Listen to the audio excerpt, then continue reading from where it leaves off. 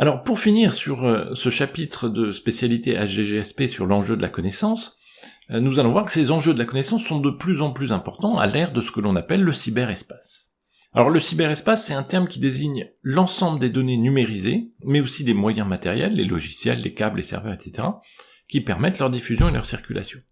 Pour prendre un exemple concret, si vous consultez un article Wikipédia, vous avez besoin d'infrastructures physiques, c'est-à-dire les câbles qui véhiculent les informations, un ordinateur, un smartphone, mais vous avez aussi besoin de systèmes d'exploitation, comme Windows, d'un fournisseur d'accès qui va vous permettre d'accéder à des serveurs sur lesquels sont stockés le contenu en lui-même de l'article. Eh bien, le cyberespace, c'est tout ça. C'est donc un espace plus ou moins sans frontières dans lequel on va trouver des informations publiques, les sites web, ou des informations privées, par exemple les messageries, et ça se veut un espace de liberté, de partage, dans lequel les utilisateurs sont très nombreux, on estime qu'il y a plus de 5 milliards d'internautes aujourd'hui dans le monde, et très diversifiés. Il va y avoir des particuliers, des entreprises, les célèbres GAFAM, des États, des organisations criminelles, des activistes, comme Anonymous, etc. Au départ, d'ailleurs, Internet se veut très libre, à l'image des ressources en open data qui sont diffusées gratuitement, sans copyright auprès de tous, pour favoriser la circulation des connaissances. Un peu comme l'ont fait en leur temps Marie et Pierre Curie pour la communauté scientifique, on en a parlé dans une autre vidéo. Mais de plus en plus, le cyberespace est un lieu de tension entre les États, qui souhaitent réguler cet espace virtuel, et les entreprises qui contrôlent les échanges et le stockage des données, et veulent s'affranchir des États. Par exemple, pour exploiter commercialement les données personnelles de leurs utilisateurs. Et donc, pour les entreprises comme pour les États, la maîtrise des câbles ou des data centers offre une influence considérable à l'échelle mondiale. Par exemple, les GAFAM possèdent 50% des câbles transatlantiques mondiaux, et 97% des données échangées entre l'Europe et l'Asie passent par les États-Unis.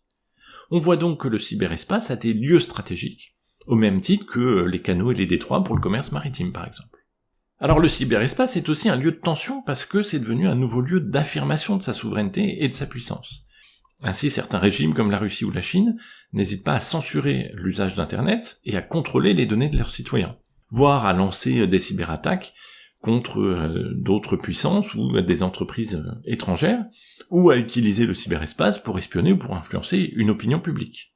Pour reprendre l'exemple de la Russie, ce pays est accusé par exemple d'avoir utilisé des faux comptes Facebook pour influencer l'élection présidentielle américaine de 2016, et depuis la guerre en Ukraine, ces cyberattaques contre les pays de l'OTAN ont augmenté de 300% d'après une étude qui est parue ces jours-ci. Il devient donc essentiel pour tous les acteurs du cyberespace, que ce soit les États, les entreprises et même les particuliers, de se prémunir contre un usage malveillant qui pourrait être fait de leurs données. La grande difficulté en termes de cyberattaque, c'est quand même de réussir à identifier d'où vient justement l'attaque. Alors, la France, comme de nombreux autres États, a officiellement développé une stratégie nationale pour la sécurité du numérique depuis 2017, sous l'autorité de l'Agence nationale de la sécurité des systèmes d'information, ce qu'on appelle l'ANSSI, et en créant également un commandement de cyberdéfense, le ComCyber, toujours en 2017.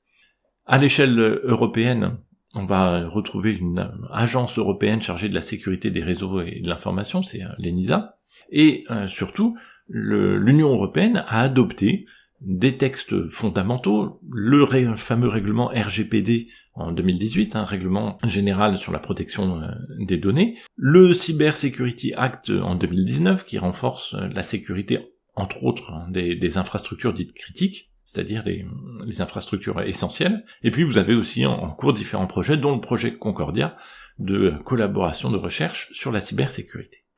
À l'échelle mondiale, on a aussi une stratégie de coopération. On a eu par exemple la résolution de l'ONU sur la cybersécurité dès 1998, la Convention de Budapest en 2001, ou plus proche de nous, en 2018, la signature par une trentaine d'acteurs du numérique, mais non étatiques, du Cyber Security Tech Accord, pour la protection des citoyens. Mais la difficulté à chaque fois dans ces accords internationaux et dans cette coopération internationale, c'est d'harmoniser des pratiques et des contraintes qui sont très différentes selon les États. Enfin, dernière chose, notez que depuis 2021, l'OTAN et la plupart des grandes puissances ont intégré les cyberattaques dans leur doctrine militaire. C'est-à-dire qu'elles envisagent par exemple une réponse armée, de type bombardement, à une attaque cyber. Et vous voyez comment ce thème de spécialité sur l'enjeu de la connaissance peut rejoindre l'autre thème d'HGGSP sur la guerre, sur faire la guerre, faire la paix, la boucle est bouclée.